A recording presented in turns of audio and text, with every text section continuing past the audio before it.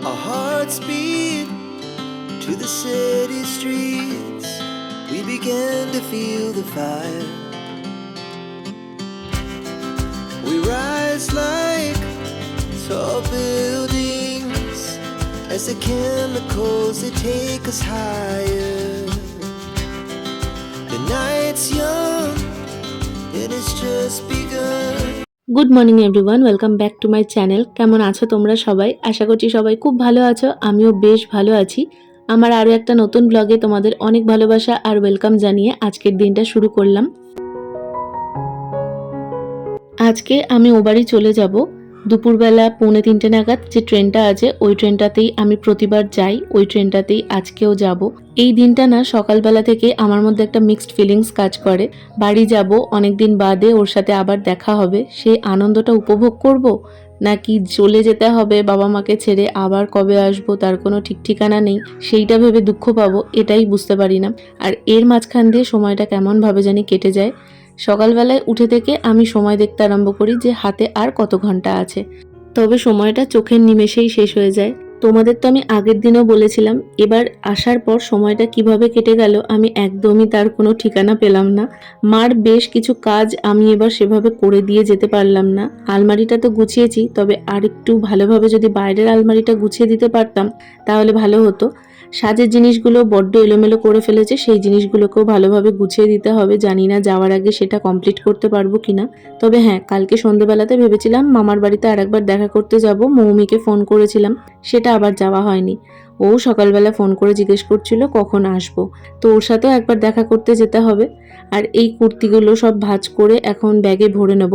ওদিকে মা সকাল থেকে রান্নাবান্নার তোড়জোড় শুরু করেছে। পারলে যা যা আমি ভালোবাসি আজকে আমাকে সব করে খাওয়ায়, এমনই একটা মনোবাঞ্ছা। আর এখানে হচ্ছে চিকেন, তবে এটা আমার আবদারে নয়, আমার থেকেও বেশি রিন্টুর আবদারে। প্রতিবার যাওয়ার দিনটা মা চিকেন করে দেয়, কারণ মার হাতের চিকেন খেতে রিন্টু ভীষণ পছন্দ করে। তো সেই জন্য মাও চেষ্টা করে ওর জন্য একটু চিকেন বা কখনো সাময়ের পায়েস এগুলো করে দেওয়ার। তো সেটাই এখন প্রিপারেশন চলছে। তবে আমার হাতে আজকে সময় ভীষণ কম, সেই জন্য আমি তাড়াতাড়ি করে রেডি হয়ে নিয়েছি। স্নান কমপ্লিট করে একেবারে বেরিয়ে পড়েছি। মৌমির একটা নাইটি ছিল, সেটা দিয়ে আসবো, তার সাথে দেখাও করে আসবো। বাজছে এখন 11:30, যাচ্ছে একটু মামা বাড়ি। অ্যাকচুয়ালি গতকাল সন্ধ্যাবেলাতে মামা বাড়ি যাওয়ার কথা ছিল, কিন্তু গতকাল সন্ধ্যাবেলাতে আর যাওয়া হয়নি। আমি ফোন করেছিলাম, বলেছিলাম যে যাওয়ার আগে একবার দেখা করতে যাব। তো গতকাল সন্ধ্যাবেলাতে তো আর যাওয়া হয়নি, সেই জন্য এখন মৌমি ফোন করেছে। আমার মাথার থেকে বেরিয়ে গেছিলো, সকাল অবধি মনে ছিল, তারপর গেছি ভুলে। এখন 11:15 বাজছে, কখন কি করব জানি না। এখনো এসে মার সাজের জায়গাটা গোছাতে হবে। যাই আগে, ওর একটা নাইটিও ছিল সেটাও দিয়ে আসি, আর একটু ঘুরেও আসি, এসে তারপর গোছাবো।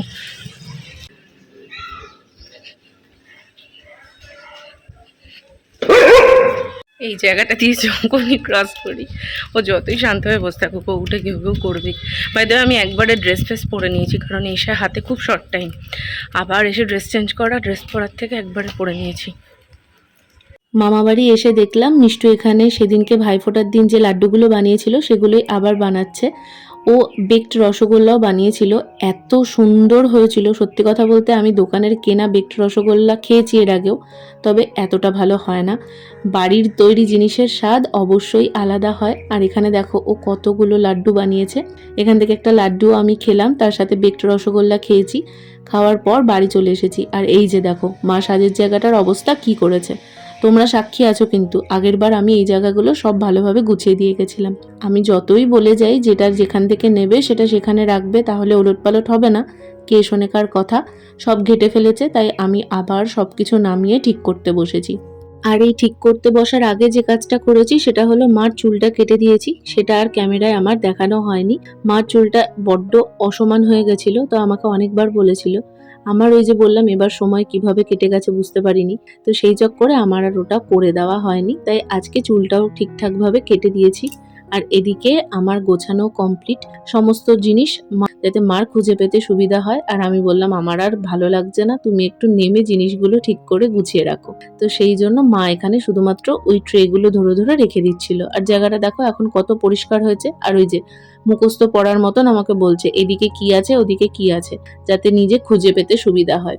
তোমাদের আমি গতকাল রাতেই দেখিয়েছি আমার ব্যাগ গোছানো কমপ্লিট। যতই গোছানো থাক শেষ মুহূর্তে কিছু না কিছু জিনিস তো টুকটাক গোছানোর থেকেই যায়। তো সেগুলো নিয়েই এখন আমি ব্যাগ গোছাতে বসেছি। ওদিকে মার সাজের জিনিসগুলো সব গোছানো কমপ্লিট। আমি আমার জিনিসগুলোকে গুছিয়ে বের করে নিয়েছি। এই জিনিসগুলো কালকে রাত্রিবেলা ব্যাগে ঢোকায়নি, কারণ এগুলো আজকে সকালবেলা তো ইউজ করতে লাগবে সেই জন্য। আর এখানে মা যা পারছে আমাকে বলছে এটা নিয়ে যা সেটা নিয়ে যা। তবে সব কিছু নিয়ে গেলে তো হবে না, এখানেও কিছু জিনিস আমি রেখে যাই যাতে প্রত্যেকবার আসার সময় আমাকে ব্যাগ ভারী করে না আনতে হয়। সেই অনুযায়ী আমি জিনিসগুলো গুছিয়ে নিলাম। আর এই দেখো, এই একটা ব্যাগ, তাও হালকা সেই রকম ব্যাগ নিয়ে এসেছিলাম, আর এখন দেখো কত জিনিস হয়ে গেছে। প্রতিবার এই একই হয়, আমি কিভাবে কি নিয়ে যাব বুঝতে পারি না। আর আমার না, যখন আমি এবারই আসি তখন আমার একা আসতে কোনো অসুবিধা হয় না। যাওয়ার সময় আমার একা মোটেই যেতে ইচ্ছা করে না। আমার মনে হয় যদি বাবা মা গিয়ে দিয়ে আসতো বা রিন্টু নিতে আসতো তাহলে হয়তো আমার সুবিধে হতো। সুবিধেটা কিন্তু ওই ব্যাগ বইতে সুবিধা হতো এমনটা না, আমি একটা ইমোশনাল সাপোর্ট পেতাম। কারণ যাওয়ার সময় সত্যি কথা বলতে ভীষণ কষ্ট হয়। আর মাকে আমি যতই বারণ করি যে আমাকে ট্রেনে তুলতে যেও না, ওতে আমার কষ্টটা বেশি হয়। মা কিছুতেই শুনবে না, মা আমাকে প্রতিবার সেই স্টেশনে যায় ছাড়তে, আর তারপরে গোটা ট্রেন আমার আরও বেশি কষ্ট হয়। তো যাই হোক, মাকে তো বোঝাতে পারলাম না, মা নিজের মতন করে ভেবে চললো আমার সাথে। আর এই যে দুজন মিলে এখন বেরিয়ে পড়েছি।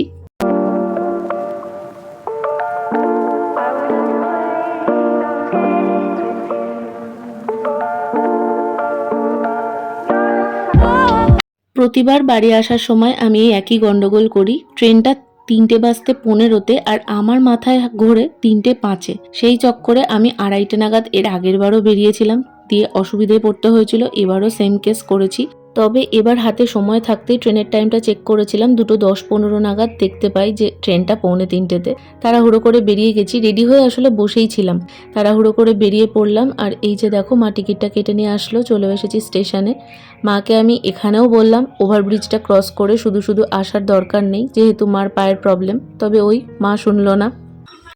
বাচ্চা 2:30 পুরোপুরি। আমার আসলে টাইমে গন্ডগোল হয়ে গেছে। আমি ভেবেছি 3:05 ট্রেন, তারপর মনে পড়েছে 2:45।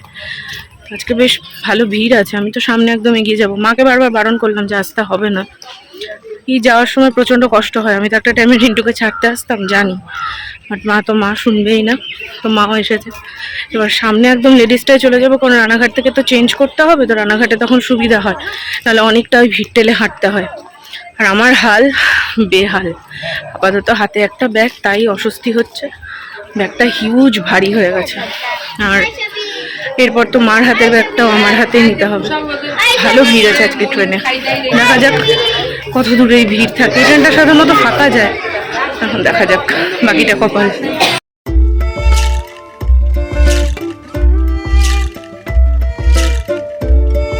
স্টেশনে এসে খুব বেশি একটা সময় দাঁড়াতে হয়নি। আর এই যে দেখছো, আজকে ট্রেনে এত ভিড়।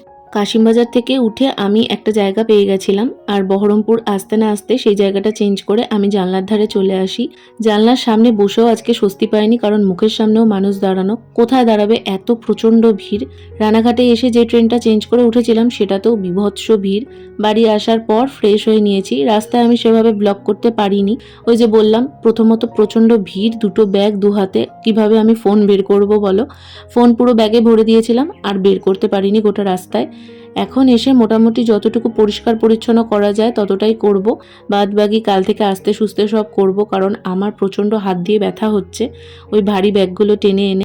অন্য দিনের থেকে আজকের ব্লগটা একটু ছোট হয়ে গেল, তবে আজকের দিনটা একটু মানিয়ে নাও।